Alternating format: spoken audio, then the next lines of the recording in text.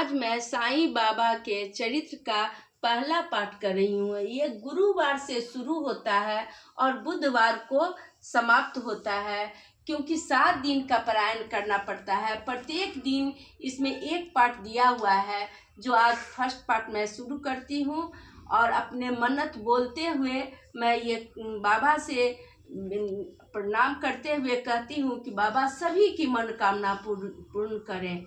ओम साईनाथ। हे परम गुरु स्वरूप साईनाथ, आपके चरणों में नतमस्तक होकर साष्टांग नमस्कार समर्पित करती हूँ।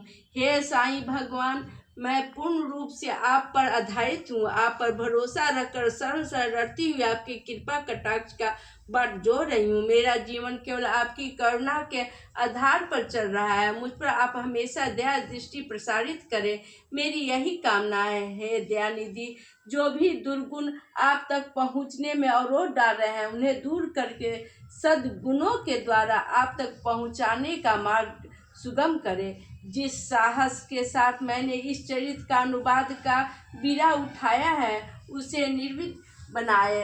आपके उद्बोध को समझने का समर्थ प्रदान करें और परिपूर्ण भक्ति विश्वास पैदा करे। हे साईं भगवान, आपको बारंबार मेरा नमस्कार है।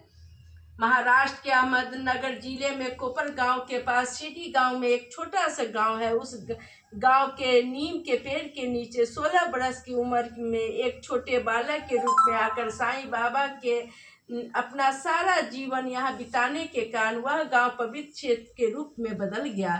श्री साईं बाबा कहाँ के रहने वाले थे, उनके माता पिता कौन थे, वे किस कुल के थे, उनका कौन सा मत था, उन्होंने कभी किसी को नहीं बताया।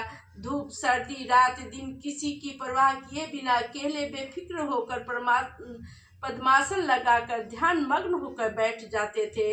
एक बार खंडोबा के भक्तों ने नीम के पेड़ के नीचे खोद कर देखा तो वहाँ सीढ़ी द्वार एक गुफा था। उसमें 4 जलते हुए दिए दिखाई दिए। उस बालक ने बताया कि यह उनका गुरु स्थान है, उसे हिफाजत से रखे। इतना कहकर वह बालक सीढ़ी छोड़कर कहीं चला गया और फिर 3 साल बाद बारातियों के साथ वापस आकर सारा जीवन यहीं बिताने लगा। एक बार धूपखेर ग्राम के चांदपटिया नामक अमीर आदमी का प्राणों से भी प्यारा घोड़ा कहीं चला गया था। खोजते खोजते निराश होकर वापस लौटते समय रास्ते में आम के पेड़ के नीचे सिर पर कपड़ा बांधे ढीला चोंगा पहने एक विचित्र फकीर दिखाई दिए। उन्होंने चांदपटियाल को बुलाकर उनके खोए हुए घोड़े का पता बताया। फकीर ने जहाँ बताया वहीं घोड़ा मिल गया। तब फकीर ने चिल्लम तैयार कर ली, उनके हाथ की लकड़ी से जमीन खोदा और उनके हाथ की लकड़ी से जमीन खोदकर पानी आग निकाली। चिलम जलाकर खुद पीकर पटियाल को दी। चांद समझ गया कि यह मामूली फकीर नहीं, महामनित्व है। वे बाबा को सत्कार के साथ अपने घर ले गए। फिर कुछ समय के बाद चांद पटियाल का सारा परिवार शादी में शिरडी आया। जाते समय महात्मा को भी शिरडी ले गए। बारातियों के साथ गाड़ी से उतरते हुए बाल फकीर को खंडोबा मंदिर के पुजारी महालसा पति ने देखते ही पहचान लिया। वही बालक है जो कुछ समय पहले शिरडी छोड़कर चला गया था।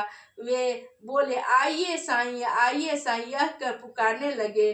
तब से उनका नाम साईं नाम साईं बाबा के नाम से प्रचलित हो गया है। आज मैं पहला दिन के पारायण समाप्त करती हूँ। इस पारायण में और भी है, आगे वीडियो में आप लोग देखें और बाबा का ध्यान करते हुए ये 7 दिन का पारायण आप लोग भी कर सकते हैं। इसमें कोई भी फास्टिंग नहीं रखना है, कोई भी मेथी नहीं है। आप सुबह उठकर नहा धोकर भगवान का पूजा कर अगर मूर्ति नहीं है तो एक फोटो रखकर अपना मनोकामना कहकर और बाबा का ध्यान रखते हुए पूजा कर आप खा सकती हैं।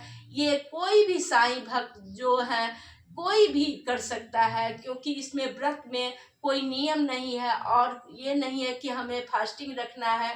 भगवान के केवल ध्यान करना है। ओम साईं नाथाय नमः। ओम साईं नाथाय।